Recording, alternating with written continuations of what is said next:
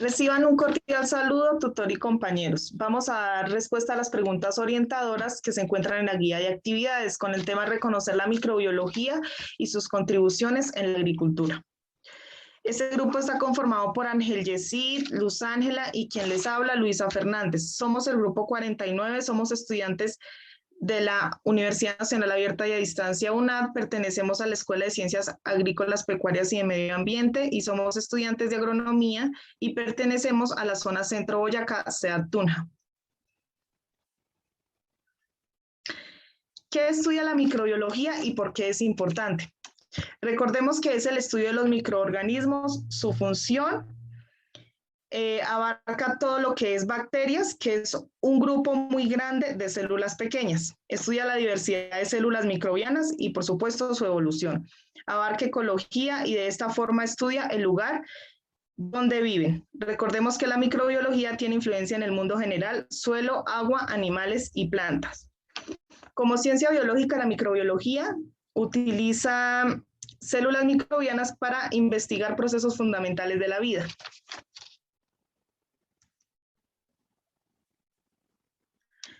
¿Cuál es la principal diferencia entre los microorganismos procariotas y eucariotas? Recordemos que las células eucariotas contienen un núcleo y organelos. Las células procariotas no contienen núcleo ni tienen organelos. En el núcleo de las células eucariotas encontramos cromosomas múltiples. En el núcleo de las células esas eran células eucariotas y en el núcleo de las células procariotas encontramos un cromosoma circular, un único cromosoma circular y también lineal llamado plásmido. Un ejemplo de células eucariotas son las células epiteliales y un ejemplo de células procariotas, Escherichia coli.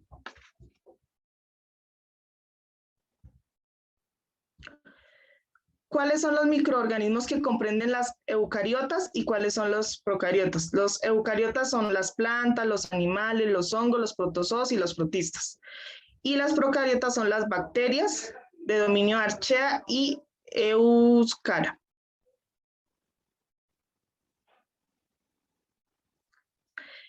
Las 7 propiedades de las células microbianas son metabolismo, toma nutrientes del medio y lo transforma en material celular y productos de desecho. El crecimiento aumenta el número de células como resultado de la división celular. Enzimas llevan a cabo reacciones que suministran energía y los precursores necesarios para la biosíntesis de todos los componentes celulares.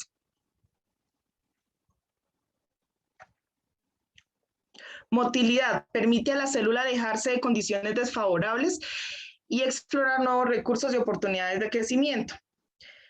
Diferenciación puede causar la formación de células modificadas, especialmente para el crecimiento de dispersión a la supervivencia.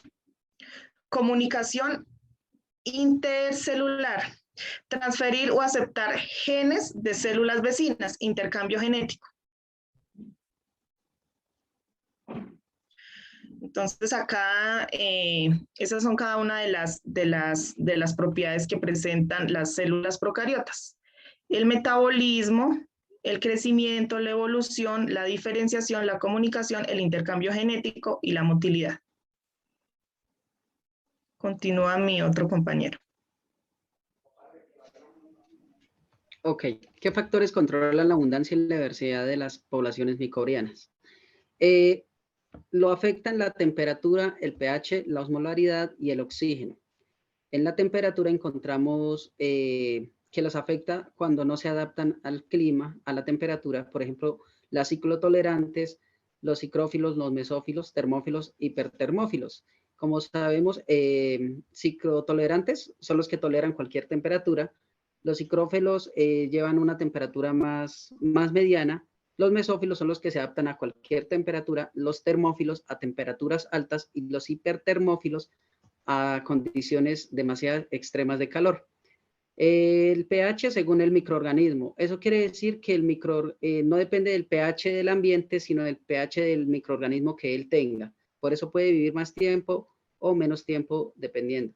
La osmolaridad depende del exceso de agua y humedad que esté en el ambiente. Eso ayuda para que el microorganismo viva más tiempo o viva menos. Y en el oxígeno encontramos los microorganismos anaerobios, que ellos son los que se encargan de recibir el oxígeno, por lo tanto es el encargado, digamos, si hay ausencia de oxígeno, el microorganismo no vive. Siguiente, por favor. ¿Cómo se clasifican los microorganismos de acuerdo a las condiciones de su hábitat o ambiente en que viven?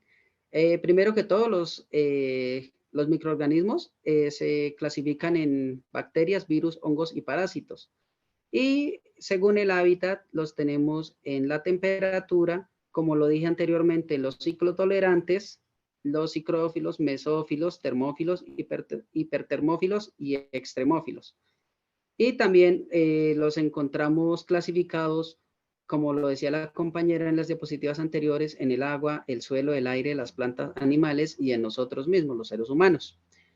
También tenemos los que se adaptan a condiciones muy extremas, los microorganismos aerobios, los aerobios que son los que requieren oxígeno y los anaerobios que no viven con oxígeno. Y tenemos los hidrobios y los adnobios. Los hidrobios requieren agua y los adnobios son los que se adaptan a vivir bajo las superficies del suelo. Siguiente, por favor. ¿Cómo se clasifican las bacterias de acuerdo a su forma de agrupación? Las bacterias se clasifican por forma, se clasifican en cocos, en bacilos y espirilos. Y por su agrupación tenemos que ellas se clasifican Streptococcus, Sarcina y Staphylococcus. Entonces, los Streptococcus son los que están formados por cadenas largas de cocos. Los bacilos, los cocos son... los cocos es una célula de cuerpo esférico, el bacilo es una célula de forma cilíndrica y los espirilos están formados por bacilos que forman espirales. Siguiente, compañera.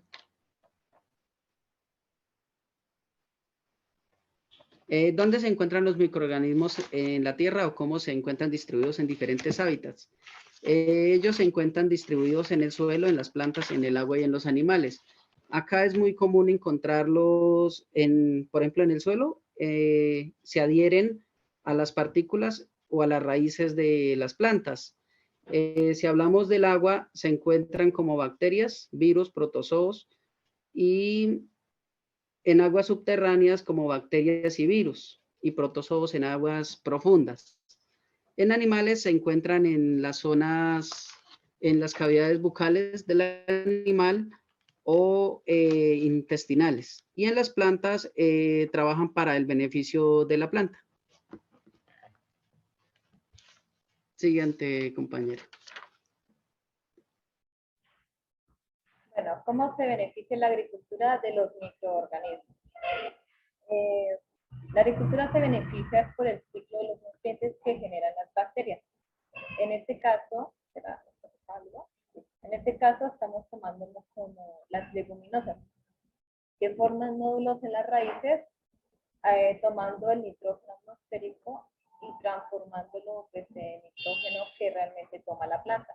Eso pasa lo mismo con el ciclo del fósforo, del azufre, perdón. Del azufre.